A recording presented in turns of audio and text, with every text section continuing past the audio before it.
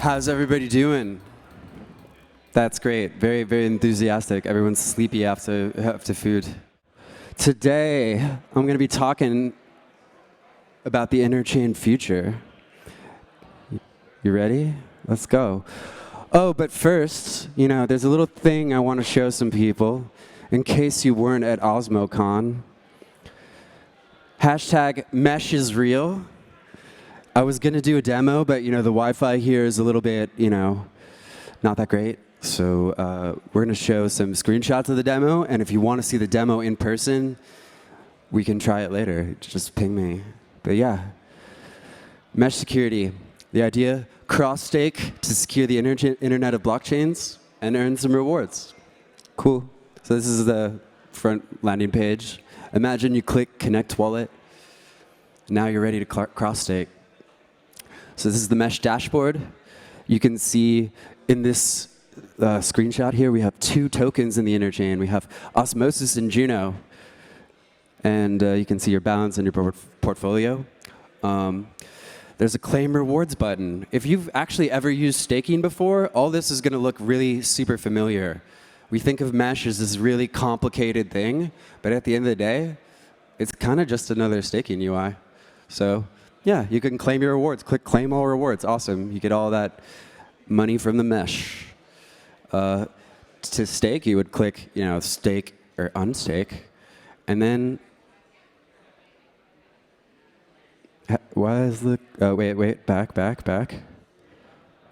So then you choose, okay, how much do I want to cross stake, right? How much do I want to stake? And then you would select which chains you want to cross stake to. Right now in this mesh, we only have one. So we're going to cross stake our Osmo to secure Juno network and get some extra Juno rewards. And then it's just like staking, right? For each chain that you're cross-staking to, you're just picking a validator. So on the Osmosis chain, I'm picking this validator. This is running in it's not using the official chains yet. It's running in a test environment. Kudos to Anmol from Starship for helping making this awesome, realistic testing environment that uses actual chain binaries and Hermes and stuff. But yeah, you pick your validator, and then you pick a validator on Juno. And then you hit that next button, and you get a nice little summary page. So here we're going to cross-stake 10,000 Osmo. These are the different validators on each of the different chains and their different commissions. And then we just click cross-stake, and you sign a transaction, and the IBC magic happens. It sends an IBC message to another chain, and now you're securing the mesh, and you're earning additional rewards. It's really not rocket science. And this is just the first MVP version of the UI that we worked tirelessly on for 2 weeks, right? So imagine how much better the UX can get in another month. In terms of timeframes for mesh, that's what everyone wants to know. When mesh? Soon. I'm hoping a couple of months.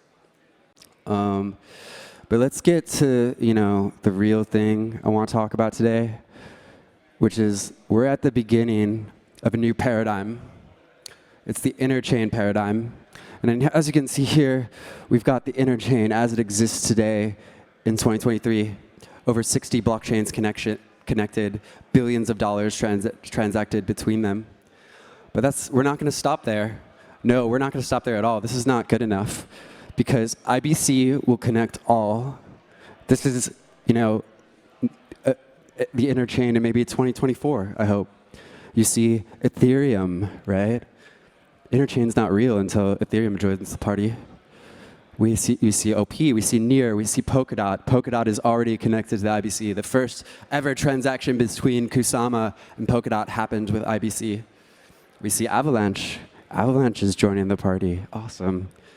But yeah, this is the goal. And we cannot be satisfied until this goal is reached.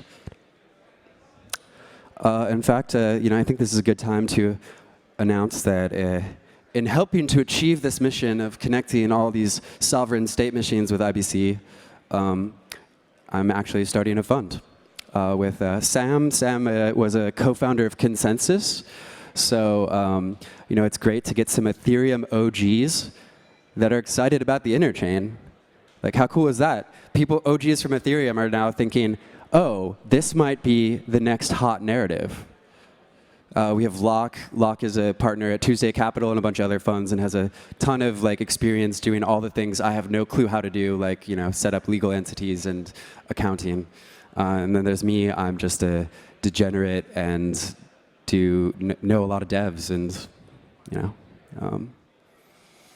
but our thesis is really pretty simple, right? And it's this. I'm going to give you the TLDR version. The interchain will bring mass adoption of crypto. Here's the why, the TLDR version why. If you're interested in being an LP in our fund, we'll give you the slide deck and you can get the long version of this. But first of all, you all probably know this if you're here. IBC enables massive horizontal scalability. The idea that we don't have to run everything on one world computer, that we can actually just have all these networked computers like the internet scales to billions of transactions per second and beyond, right? I think here's a killer point though. Enterprise and permissioned blockchains are actually a huge use case, and they only make sense if they are interoperable with others. Previously, there was a big trend in 2017, if you were around then, around enterprise blockchains. But they never worked because who wants a silo? What good is a blockchain if it's a silo? IBC changes this game. And if we're really going to see a massive influx of capital, if we're going to see companies that are worth multiple trillions of dollars, there are companies out there that are worth more than the entire crypto market. Do you think that they're going to run on anything other than their own sovereign permissioned chain? Do you think governments of large companies are going to run on anything other than their own sovereign chain? So the Interchain actually is very aligned with this idea of bringing in people that would normally never join crypto because they can join it on their terms. You can have a permissioned blockchain, you can have an enterprise blockchain, and you can connect with every other one that exists. This is the Internet of State machines. Another big aspect is network effects. Network effects and composability are going to drive growth, right? I'm going to talk more about this later, but in IBC is everything you need to succeed. All the liquidity is there. The data is there. You can verify the data with cryptography. And the users and the people are there, right? This is going to be compounding the effects of launching a new chain. Previously, when you launched a new L1, you had to build up a whole ecosystem from scratch. You had to build up all your users from scratch. And now in the interconnected world, anyone who has an account on some IBC connected chain, right? They can just go over and check it out. That's really key for the next thing. And then I think, in the bear market, we get all really sad and depressed, and we're like, blockchain doesn't work. But honestly, blockchain is actually more relevant than ever. And sure, there's challenges. We definitely need really good privacy solutions, for example. But if you look at everything that's happening with AI, ideas that we had in 2015, like content registries, like people publishing content and being able to prove that it was from a certain source with signatures, with cryptographic signatures that cannot be impersonated by AI. Those things are more relevant than ever. And if you actually exist in the Web 2 world at a big corporation and you use the tools that they use, everyone is blockchain is bad UX, Oracle is bad UX. If you've just these PHP websites are just bad UX. Sending PDFs around and Word documents around is bad UX. And the future is being born right now, so I'm glad you're all here. But, I think we haven't fully absorbed this new era, right? It's still very nascent. We're still in the old multi-chain world. And the interchain requires us to start thinking a little bit differently. And so to get you to think differently, and to also liven things up post-lunch, it's time for Interchain Hot Takes. Who's ready? Okay. So this is the first one. When you are talking with others outside this ecosystem, whether they're from the Ethereum Foundation or Polkadot or Near or some L2, don't use Cosmos. Use Interchain. I hate to say it, but this is a fundamental branding thing, right? If we are going to make IBC connect all kind of vision. If you have bags in another chain and you hear about Cosmos, that's just all associated with somebody else's bags. That's all the Cosmos hub, right? I don't want to be a part of that. That's just like a meme coin, or it's like another ETH killer. It's a shit coin from their perspectives. Interchain is a much more exciting idea. It's a much more powerful idea. And from my conversations, when I talk with people from Ethereum, for example, about the interchain, they pay attention. Because that is something that's really sexy, and it solves their problems. When you talk about the Cosmos, what are we talking about? Are we talking about Cosmos SDK? Are we talking about Cosmos Hub? Are we talking about this network of IBC-connected blockchains? And so my first hot take for you is if you're talking about that network of IBC-connected blockchains, don't use the word Cosmos. Use the word interchain. Second, and I think this is also probably an obvious one, but there's going to be many hubs. That's just natural. That's part of network topology. That's exactly how the internet is. If you're under the illusion that your one chain to rule them all is going to be like the hub for all things, and that there's just going to be one hub in your ecosystem, what year are you living in? That dream has long died. We are in the multi-chain world, and we're soon in the interchain world, and it's going to look like this. There's going to be multiple hubs. There's going to be multiple winners. And yes, some are going to be bigger than others.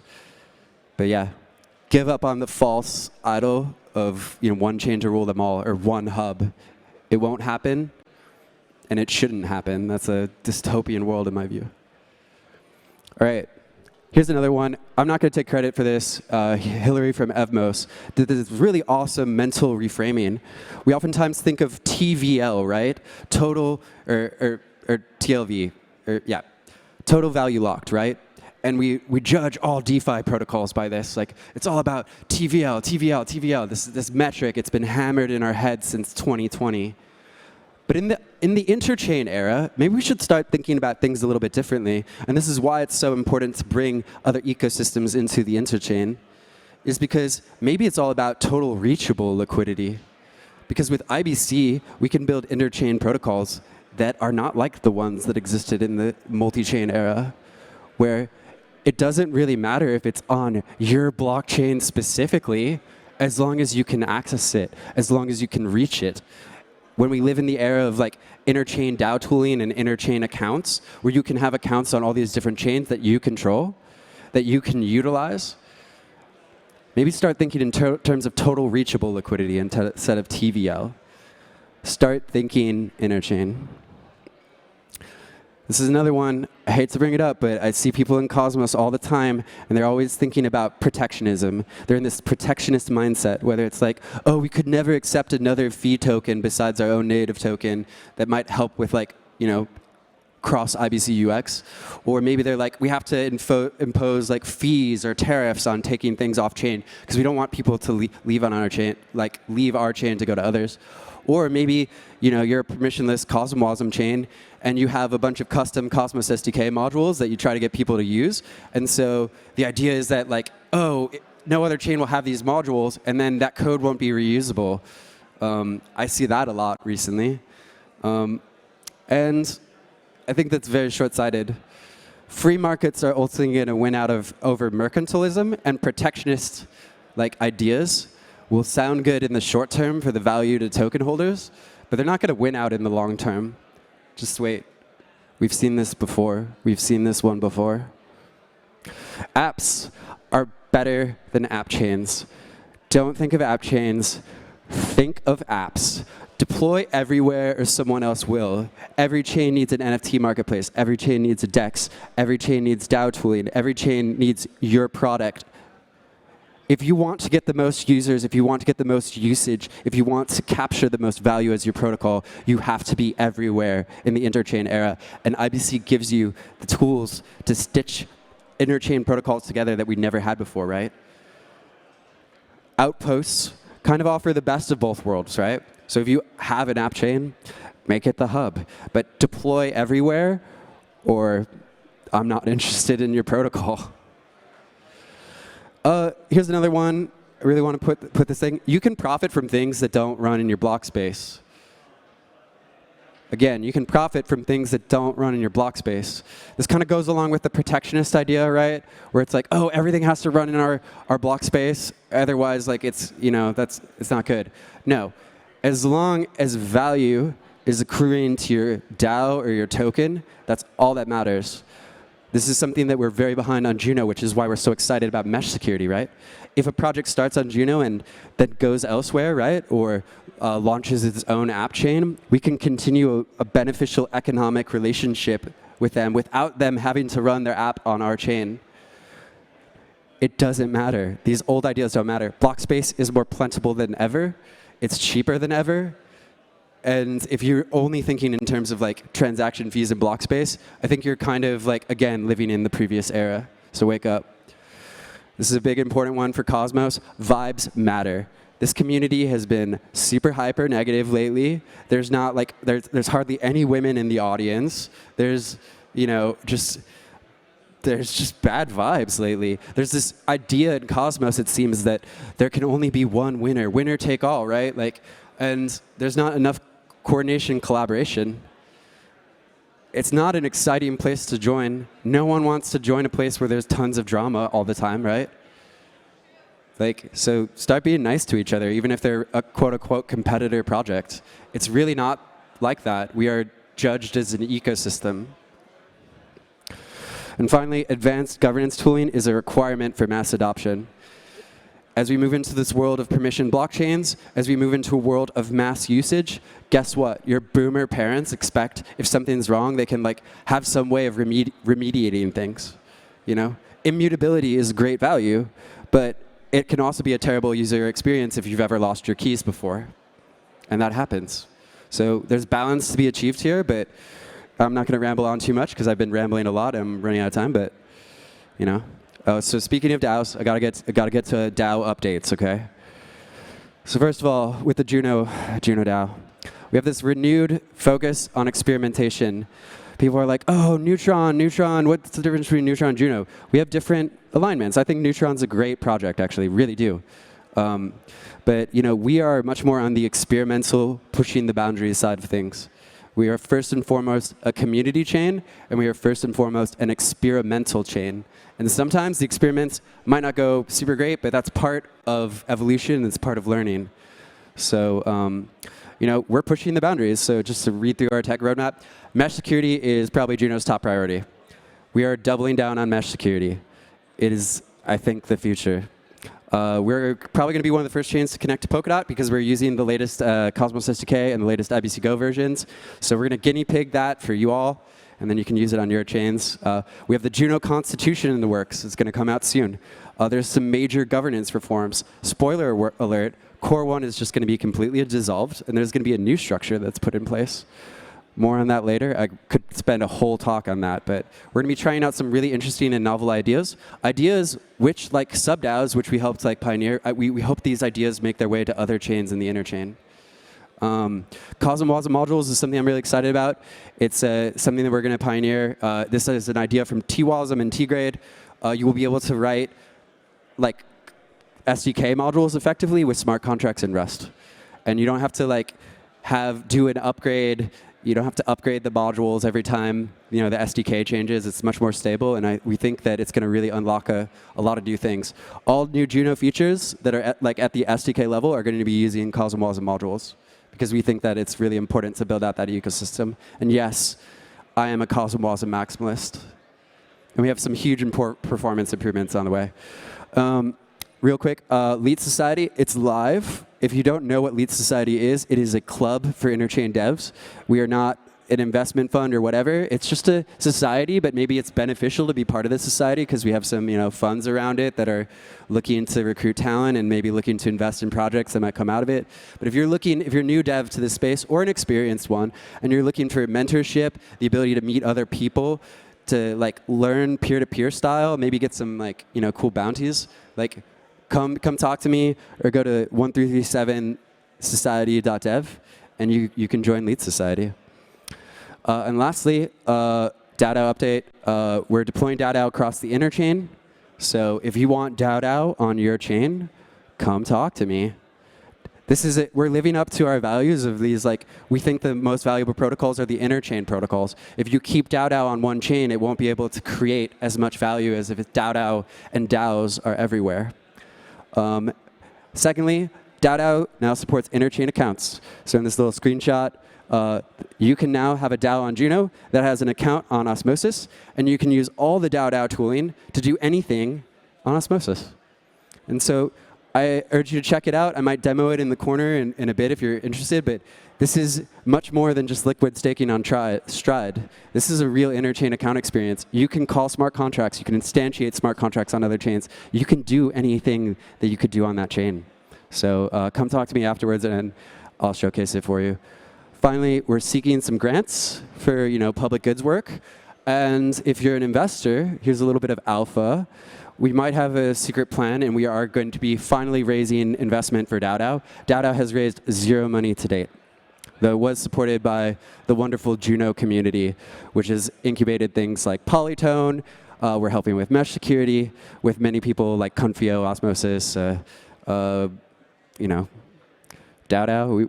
We do good things. We're builders, and we're pushing the boundaries. And so finally, I kind of already talked about this, but just to close, our fates are tied together. We succeed as an ecosystem together. We succeed as an interchain together. Start getting out of the zero-sum mindset. Thank you.